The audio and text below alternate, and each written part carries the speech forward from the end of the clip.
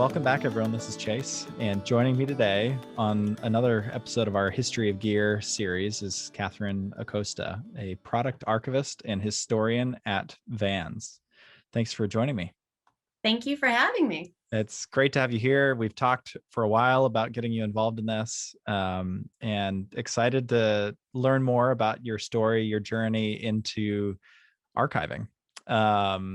We have an interest in this, considering our archive here on campus, and so I'm always curious how other people got into this space.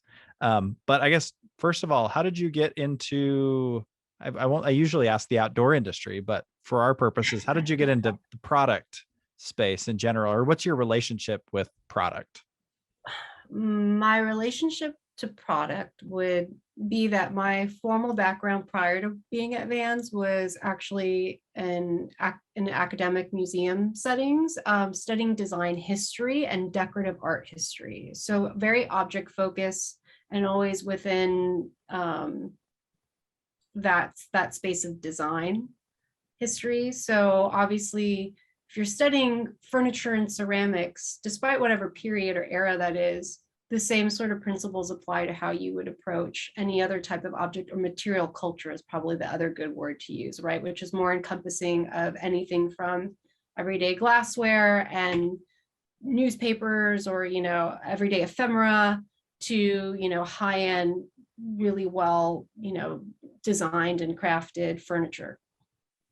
Did you have a certain discipline or certain era that you were specializing in or most interested in? Yeah, well, I'll give you the longer story. That's the background to how I started pursuing that professionally in an academic setting. Was that I grew up in Southern California, and my parents always were basically collectors. I didn't acknowledge them as that growing up, but they were. And what they collected primarily was Native American artifacts, and I would say material culture too. So baskets, ceramics, even like shields and a few spears and all sorts of stuff related to various cultures that they would focus on. And so I grew up always around and surrounded by objects. And as a teenager, I just loved vintage clothing and old things. So I just had a habit of picking stuff up and going to thrift stores and doing that, and being exposed probably by way of my parents to auctions and like antique stores. And then in my 20s, having pursued fine art as a career or a discipline in undergraduate school, that didn't really translate into a professional path. And so during this sort of transitionary time in my 20s, I was always collecting and hoarding things. And so that's when collecting actually came in for me. And it started with 1930s through 50s, 60s glass and ceramic American tableware. And this interest started really just as love of these objects and being fascinated with them. And my first apartment in my early 20s was the interior was all from like the 30s and 40s. So I was just trying to kind of match that interior for fun. And I quickly learned that not only am I attracted to these pretty old little objects, but I want to know about them. So I started getting interested in doing research about the companies who manufactured them, how they were being advertised, how they were being originally used, and noticing differences in broadly tableware from 50 plus years ago, and how tableware looked and how we used it today. And so that planted the seeds of following a professional path into design history and decorative arts history. And when I was in school for graduate work for this subject really broadly, which was at Parsons School of Design as part of the New School in New York City, I started to focus really on 20th century American pop culture and design. But my graduate program was really well versed in broader sort of Western decorative art background. So speaking to European and largely European and American interior and decorative art history from the Renaissance on. Wow.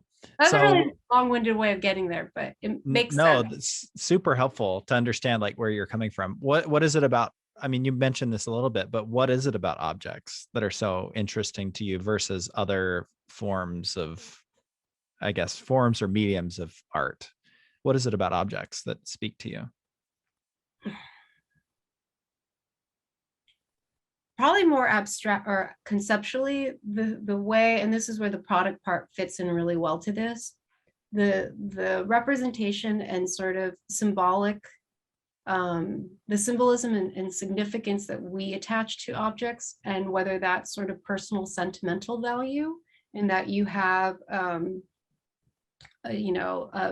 something from your grandmother, and it's not necessarily intrinsically valuable, but it's valuable and it's attached to your memories of her particular experience with her, and you're honoring her. From that to something like a prototype of a particular object is one of a kind, and it's first, and really tells the sort of genesis of the design history and story of a particular object, and or to anything from how things are merchandised in stores. So a really great store display is showing you a tin of cookies, but it's surrounded by things that are suggestive of home and sort of like coziness, and all these concepts that we start to attach to objects. That's where I get really excited, and that's why I feel like they're more than just sort of everyday things that are utilitarian in purpose.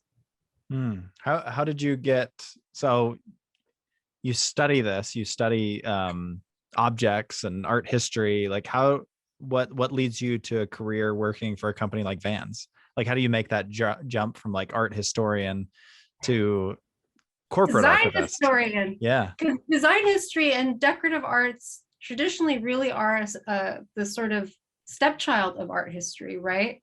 And design is such a broad term too, where you're talking about not only, you talk about, and this is where material culture is another good word too, you're talking about how things were made in a particular period, which, in less than 200 years ago, everything was generally obviously handmade, and those sort of concepts of industrialization and mass production that we have today just didn't exist.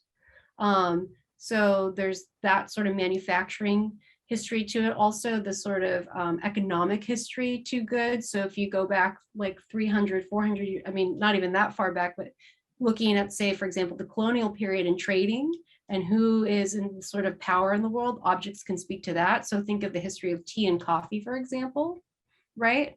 And ceramics are a really good example too, the rise of all of that. So I think all of those aspects tie into decorative art history that is really exclusive to that, and not art history, which is talking more about culture and these sort of cultural and social constructs that are defining the value of art, right? It's a little different. Mm-hmm. I feel like design history and objects can speak more to more common, everyday, tangible subjects. And then the overlap between design and art is very fluid. So you can quickly start talking about a 19th century sampler in a way that is just like a piece of art or a quilt, right? But it is not on that same sort of social cultural value that we put onto like a painting by a really well-known artist.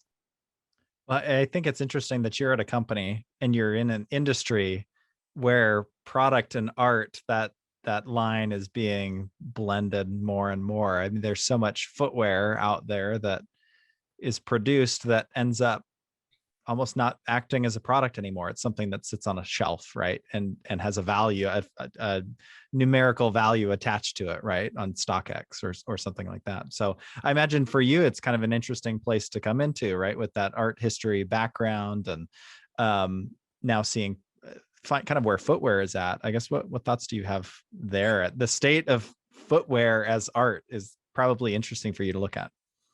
Well, yeah, well, obviously it's all connected. And so what I've really focused on before I came to Vans was really 20th century American design and culture. And that interest in tableware, which seems not connected really much, the same sort of methodology and approach towards studying objects like that is the same thing that I did with the work I do at Vans, and also just generally in approaching sort of contemporary footwear from these different lenses.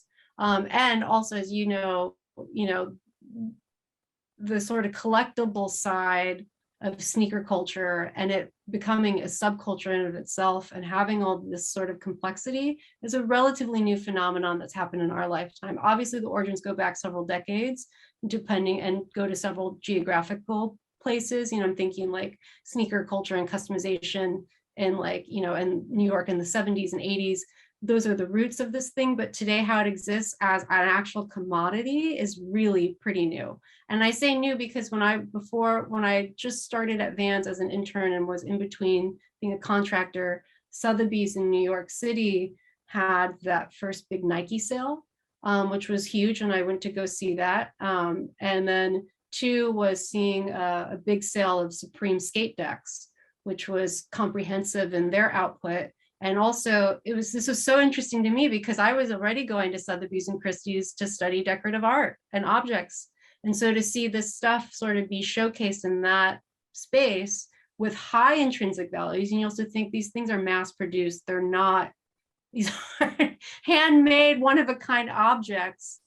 And they're also not made to last too, and they're meant to be used, they're utilitarian. So it is really interesting and fascinating to me. And I feel like I stepped into my job right at the right time when it's this sort of fluidity between how these things are thought about is literally changing.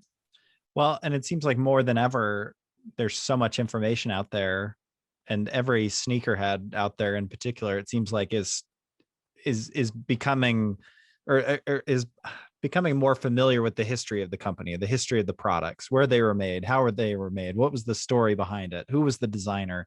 It seems like that is something that's of value to sneaker collectors and even people who aren't collecting. Just it seems like there's more of an understanding of the history of some of these products more than there has been in the past, right? There's like more of a literacy around like the history of certain footwear, certain brands. I imagine that's interesting for you. Yeah, and that's a great word, sort of, I would say like object literacy attached to sneakers. Even the fact alone that we refer to them now almost exclusively as sneakers and sneaker culture and the term sneakerhead exists.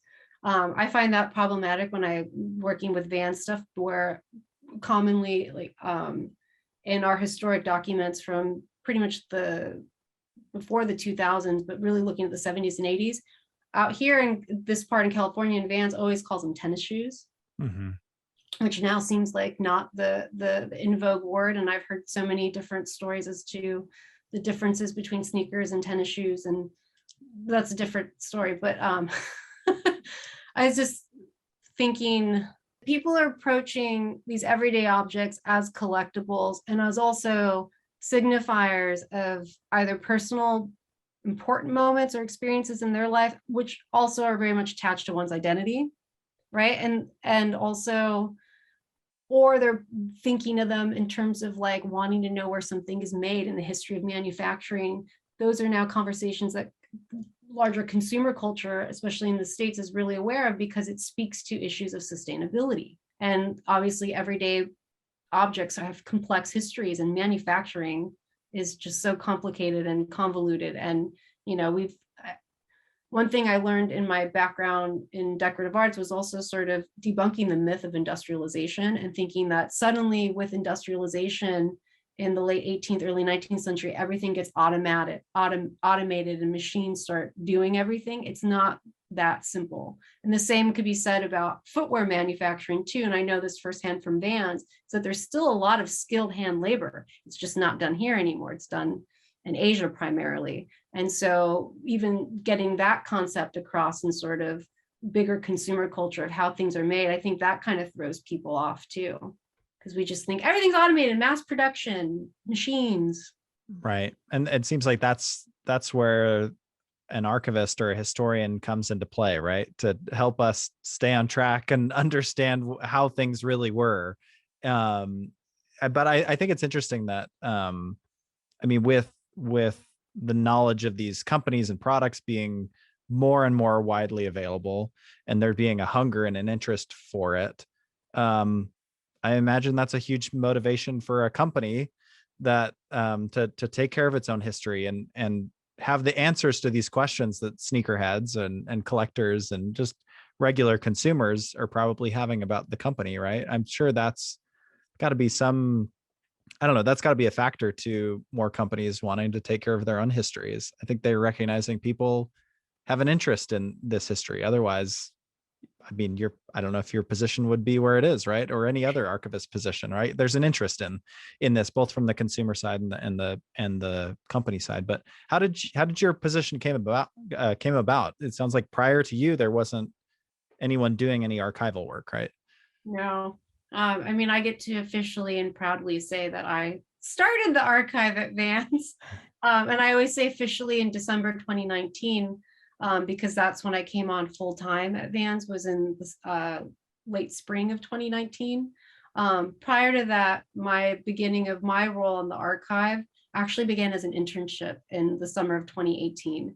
And I was finishing up graduate school at that time. And I was already putting feelers out for jobs, but this was an internship that came way through my department because there were several Parsons graduates at Vans in the design department.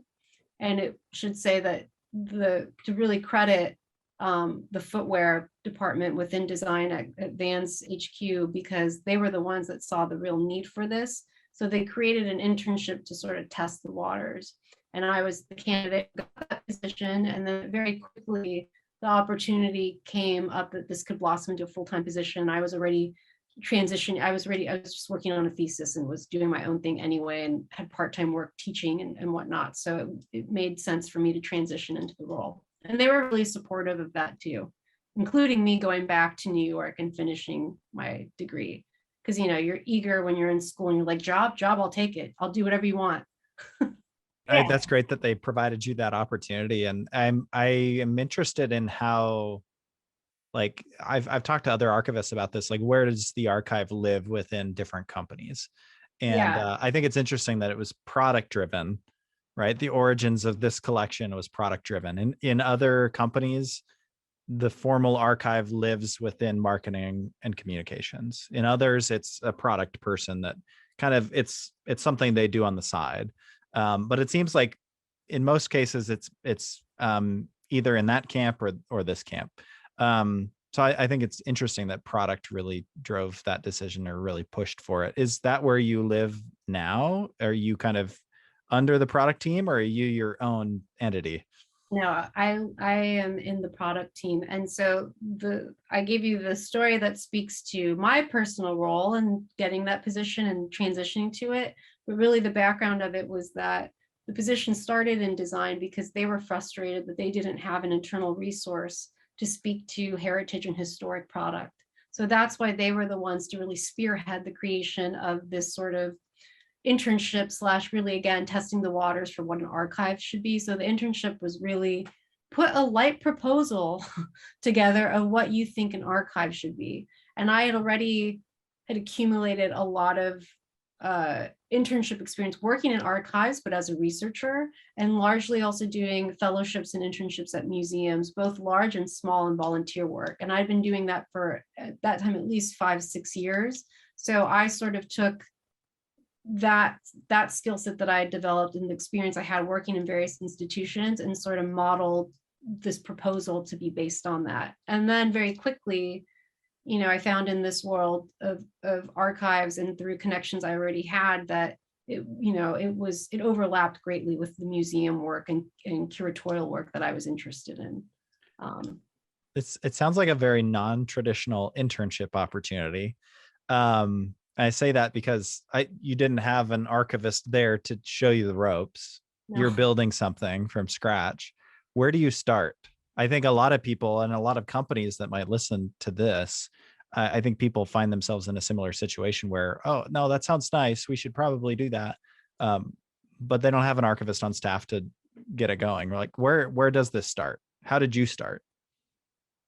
I started by working with the sort of micro collections that various long-term employees in footwear had sort of put together of historic Vans product. And I really have to credit Ryan Posabon, who's a senior footwear designer, because he was the one that created the position and mentored me in the early part of it, and was really transparent too about the needs and really helping me connect. Because other thing, even at that early stage, was building trust and connections with people there and getting, and really just sort of taking the little bits of everything was so internalized in terms of institutional knowledge about Vans history through the product lens, because nothing had been, or I wouldn't say nothing was fully documented, but it was not organized. So I had to really, oral histories became a really big important thing. So I was informally recording my conversations with people and looking at primary documents and sort of piecing it together. And I was working with Mark Nass, who is one of our long-term product developers, who also just has a love of vintage and old things. And he was one who had really put together a really robust collection of vintage historic Vans product, primarily from the USA Made days for Vans, which was anything before 98, 95, when they exclusively had their factories and manufacturing was in California. And also really speaking to like 80s and 70s, 80s, and early 90s Vans product. So I used his collection as a starting point and did a sort of mock-up of photographing it the way that a museum would, doing sort of quick deep dives in the design history, learning as much as I could about what the company was doing. And all of this was, the truth is it was very disorganized because I was walking into a very unorganized place, and I did my best to sort of start to piecemeal. I was kind of doing case studies, I would say, because I couldn't obviously tell the whole comprehensive story of the company or even the shoes alone. So I had to sort of pick and choose. And then I also, because I was working in design, I got to really understand their current design process and product development. And I kind of started absorbing that information too, and also kind of picking and choosing contemporary product, which obviously almost the moment it's conceived and certainly hits the marketplace becomes, archival.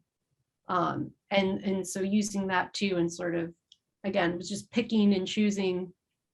And it got overwhelming because people started giving me way too much, way too soon. And it's still overwhelming because I have way too much to a backlog of processing of various types of historic assets. Footwear is just one component of it.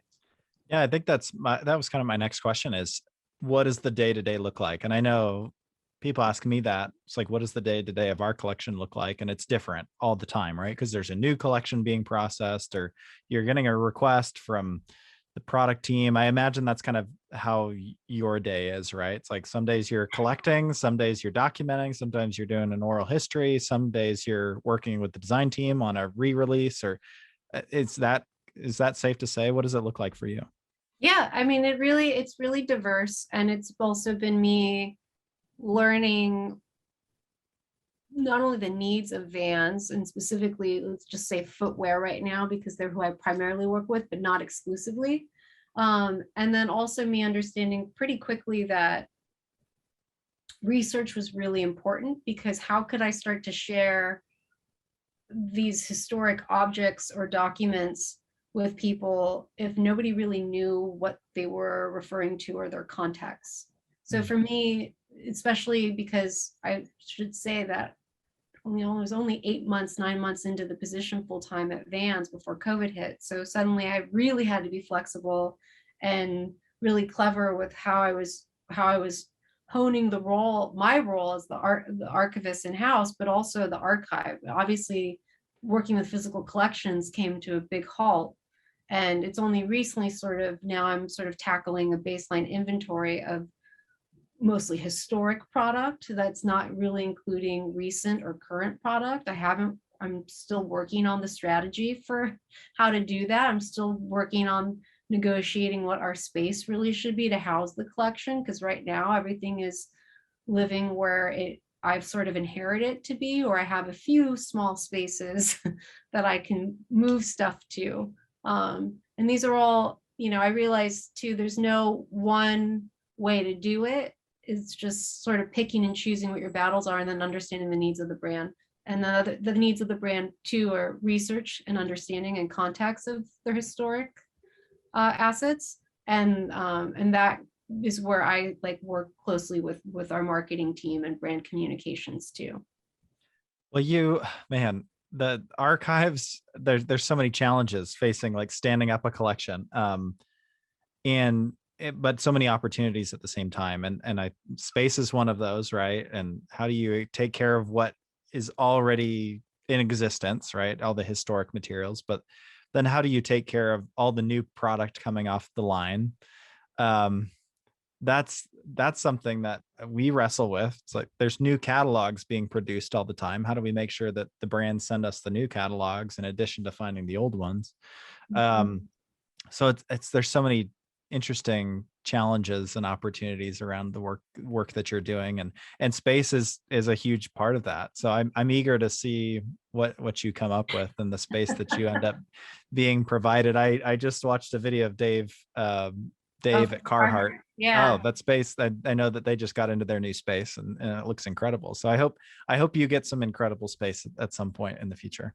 I believe I will. I just don't know exactly when or how this is going to happen at this stage. The other thing too, like one of the other big challenges for me is like I'm a department of one.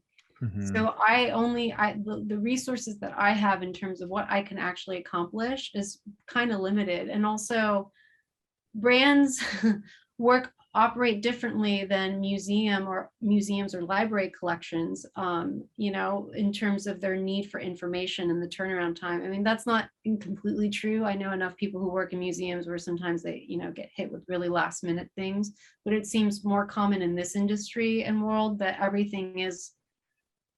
things are planned in advance, but when also learning when to pull me into that workflow for whatever they're doing, if it's an anniversary of a particular product, if it's wanting to know more information about a particular athlete and their history with Vans, or, doing research to support sort of the general, the way that we talk about our history just as it is right now, or getting further clarifying information, whatever. I mean, and I feel like I've done most of the groundwork for understanding and being able to share information back and sort of helping to reshape certain things where there wasn't a lot of information on. But also, I feel like it's never ending and there's always stuff that it will always change. It'll be changing for a while. Yeah, well, there's so much infrastructure building that I imagine you're working on right now, and like establishing systems and processes that just takes so much work that'll pay off down the road when you get an information request from the design team and you can pull up a scan or something like that. But I imagine it's a lot of infrastructure at this point. Yeah, and also too, it's the literal infrastructure of obviously creating the archive and making everything, organized and accessible. But again, the thing with Vans, which is not uncommon, is that having been bought and sold several times since 1988, a lot of things have been lost. So there's so many gaps in terms of just the larger business history, which I tend to focus on because that gives a lot of insight and context to why a particular product exists at certain times, why something is getting more advertising at this particular period, why this thing is blowing up. And understand that business history part is really important, along with like general pop culture and also the local culture here in California, which was so important for Vans for the first few decades. Now we're such a big global company and the shift isn't really on that California story anymore, but it certainly is. And it's certainly in the perception, especially of non-Americans, about the brand, because it's also attached to skate culture and skateboarding as an actual sport, surf culture, and again, surfing and all these things. And I think we're a brand that is also very, very dependent upon culture in terms of shaping and honing that and our identity and our product.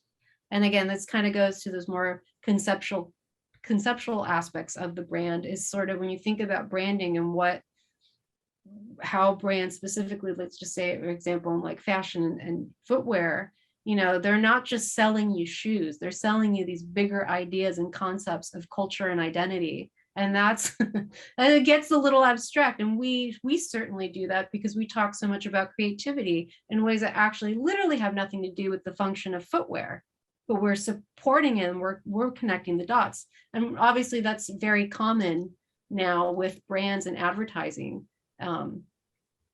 companies. I mean, anything, even something as basic as food. All brands do this now. It's not exclusive to fashion even. I am surprised that more companies don't have someone who is trained in an understanding of like material culture, right? And like this understanding like the significance of objects, right? And what they mean, what they say about us, the values that we attach to them.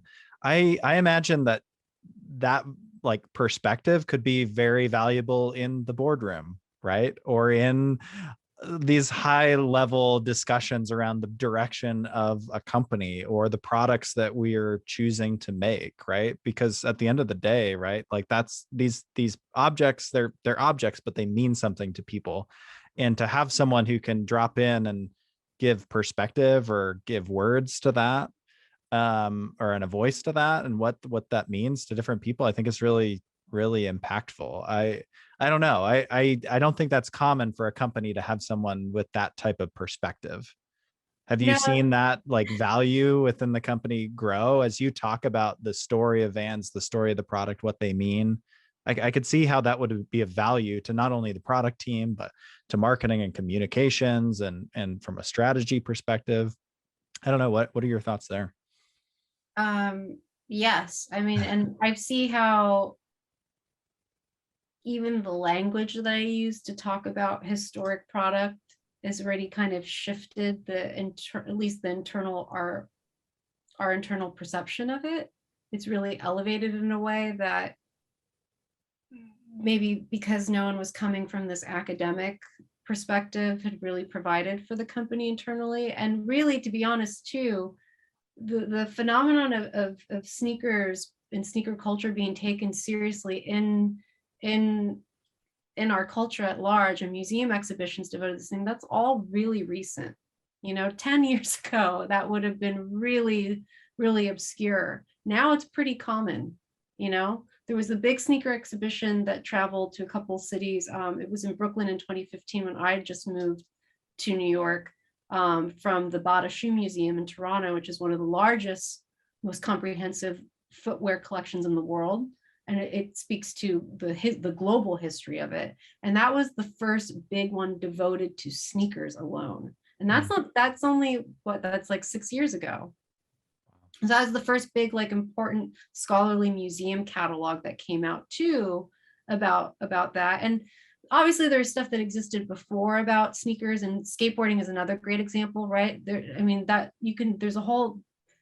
academics and disciplines now that support action sports and subcultures, but in the grand scheme of things, this is all relatively new, or it's now, if it's been in existence for a while, just like material culture studies and like decorative art history, it's still in the grand scheme of things relatively recent and is now only getting more and more attention and limelight.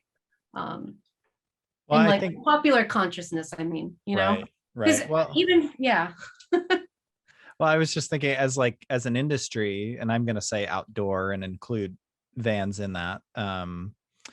It's a relatively young industry, even if you look back, even till, if you look back to Abercrombie and Fitch, 1905, as an outdoor outfitter. I mean, it's over 100 years. That's not that long.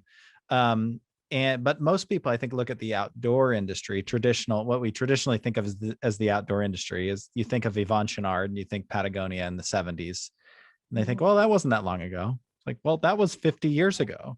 Right. And I think people in these companies, you're just so heads down that you don't think about what you're doing as historic in some ways. And certainly some of those companies, I'm sure Yvonne would be the first one to tell you that, oh, we weren't doing anything historic. We were just climbing. And so I think that's a just a shift in mindset that you're talking about, right? Where people are starting to recognize, oh, wow, like these companies are impactful.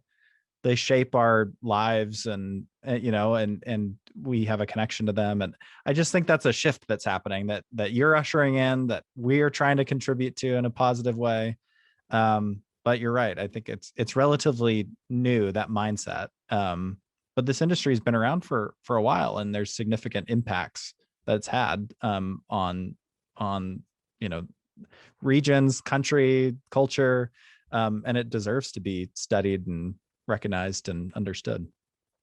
Yeah, I mean, it's so integrated into everyday life and the meaning for so many people of everyday life through, something as, again, as useful and utilitarian as sneakers, as shoes, right? That, I don't know, I think the bigger, and there's been a bigger shift. If you look at like the history of like consumer culture in the 20th century in the United States, again, stuff like that gets really interesting to me. And so when you start to frame it in these contexts and within these different lenses, it really adds value. And so the same thing with the way that Vans is, I would say most brands and companies are unique, and probably in their origin stories and how they've come into being, and the ups and downs of also businesses and companies too, right? There's always transitions, and definitely like low points versus high points, and that is universal. But with Vans having such really, really authentic and historic connections to skateboarding, surf culture,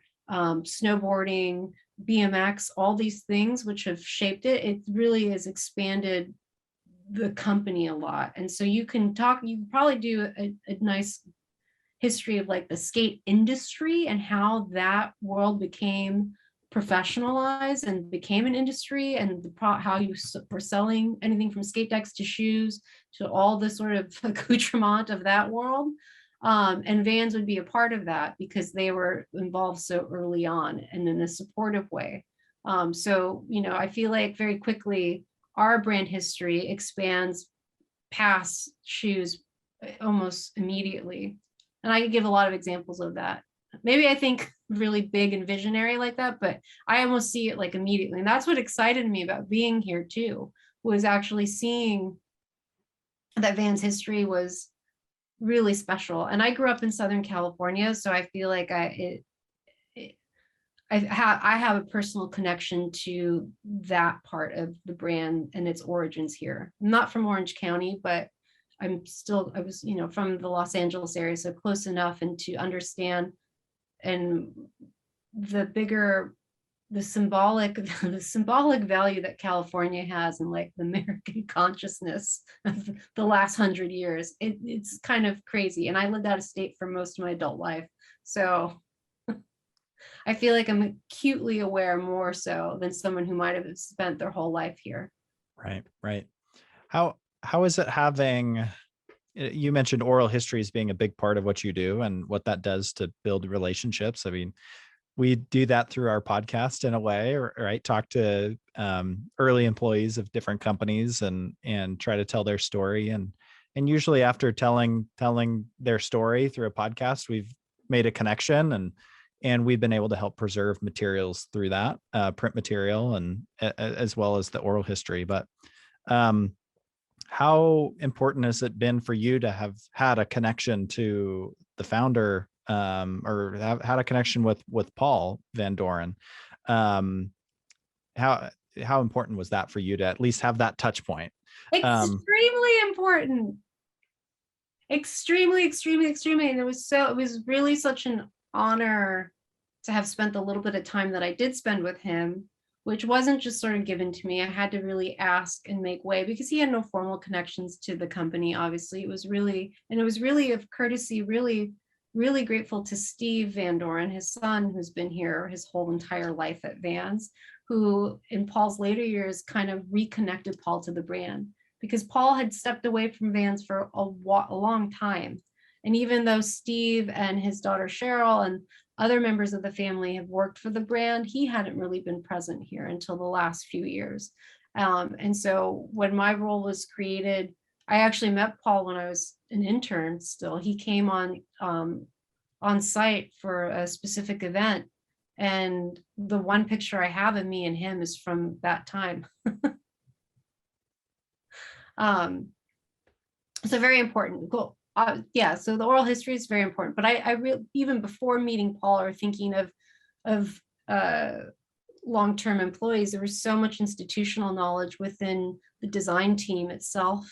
People who'd worked there for 10 plus years had absorbed so much information about the product history, and specific histories related to a particular silhouette that Vans did or no longer did, and giving that full story that was not recorded in CAD drawings of these shoes or in the catalogs or, even in the press releases for this stuff. So very quickly I was like, you need to hit record and just ask everybody's permission to start keeping track of this. Yeah. Oh, that's great. No, I love that.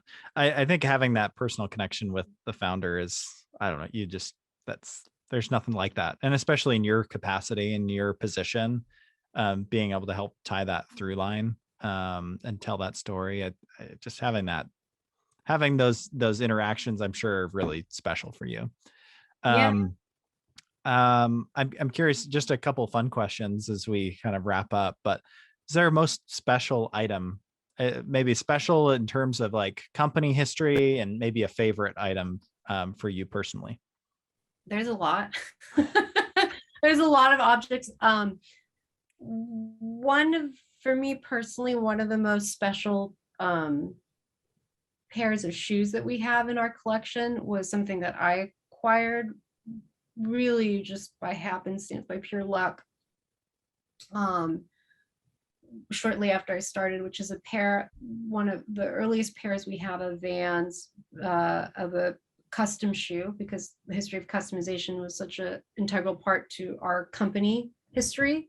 An early pair of custom women's shoes that are in a pointy silhouette, which was only around for about a year or two, according to Steve, these shoes are from 1967, 69, roughly. And so they have the earliest branding on them in the insole and on the heel tab. And they're also one of a kind. And they're made with a woman's dress fabric.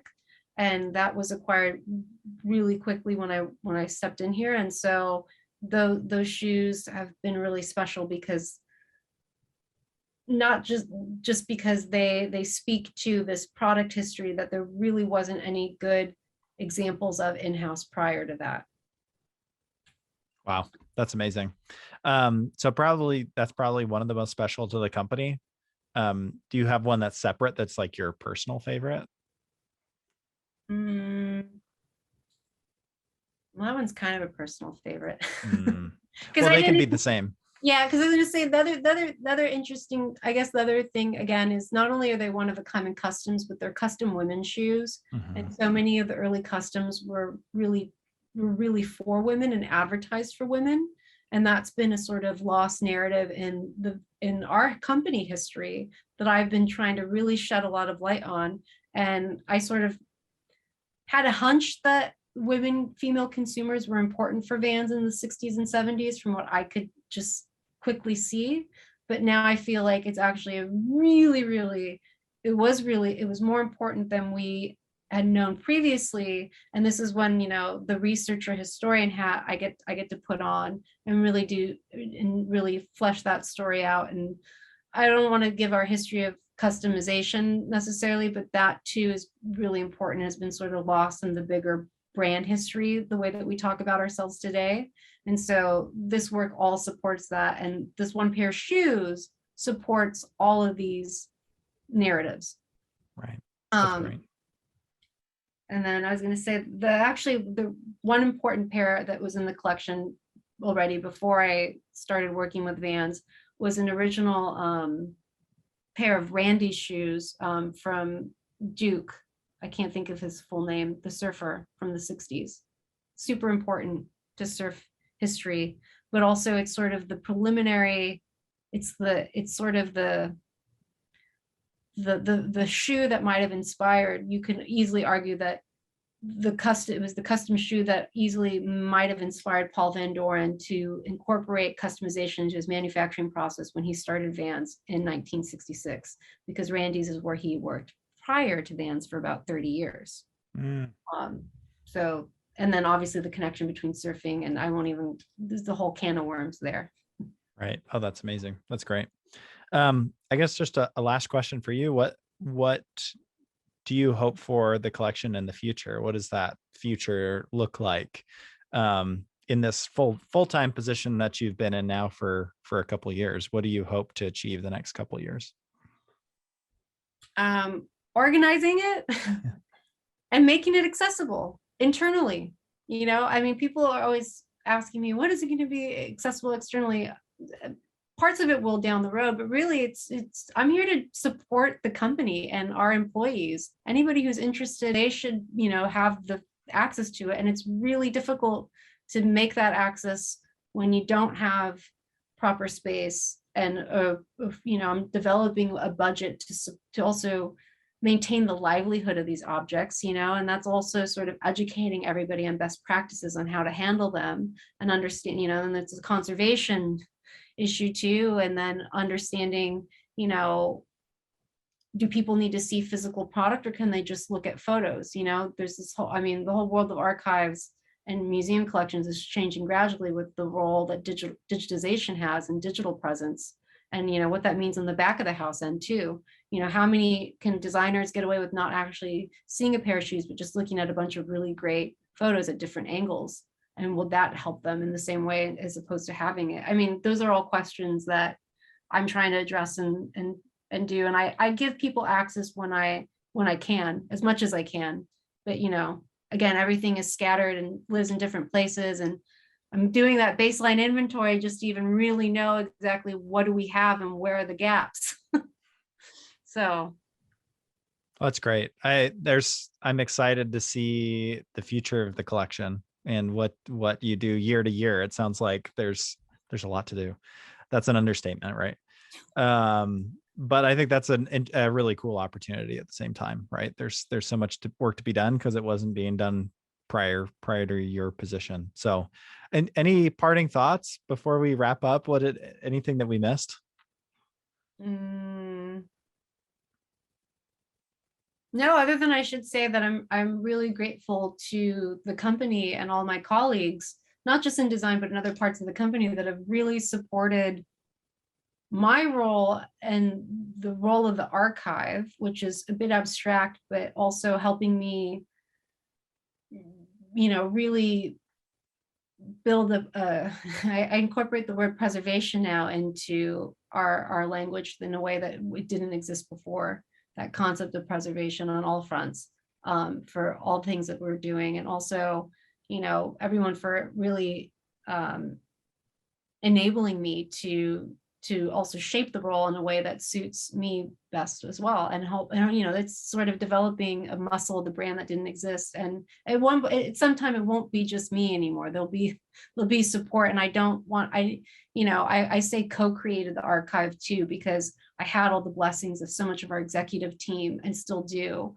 And just even everyday regular colleagues everywhere. And I try to connect as much as I can internally to our work culture and to our colleagues on all fronts. And we're a huge company with different parts. Like, I don't have day-to-day contact with our retail associates, but when I do go in the stores, I try to always share with them what I'm doing if they're interested, and make those connections. And the longer vision would be that the archive really would be accessible to everybody at Vans, and then obviously have some consumer facing official face as well. They'll get there eventually, I think. And I'm hoping there'll be predecessors to me, and I will have a team at some point as well. Sure. And I'm not remembering exactly, but wasn't there a book or a documentary, or there was something that you worked on recently that was archives related? Is that right? Yeah, there've been a couple things.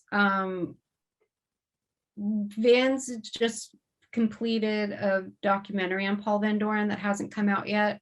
I helped a little bit on the back end in terms of sending research and assets to the production company that was working on it.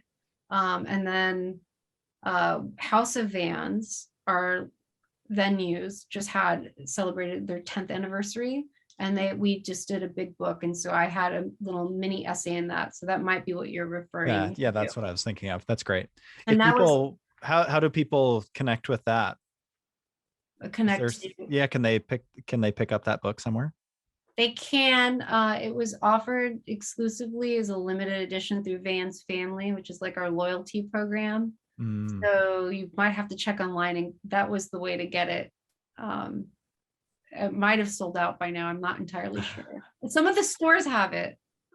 Okay. Oh, I that's saw great. it. Yeah, I saw it. You might be able to get it at one of the stores, but yeah, I Okay. No, contributed that's a piece of Van's internal scholarship that, again, hadn't really been shared before, actually, to be honest. yeah, that's Um, great. How do people stay in touch with, I guess, things happening in the archive? I mean, you're sharing things. Is there a best way to stay in touch with you for news about the collection, if there's anything that comes out or becomes public? yeah, at this time, I would say that I use my personal Instagram account as a way to showcase some of my work right now, because we don't, again, it's too early for us to have a formal, archive channel, and that at some point Vans, our regular Vans social media accounts and website will share information about the archive once it's official, but that's still a work in progress right now. But I'm on there and I'm happy to connect with people and share my work, and what I'm doing in terms of anything from research to the small wins, like my little essay in that book. And all that. So yeah.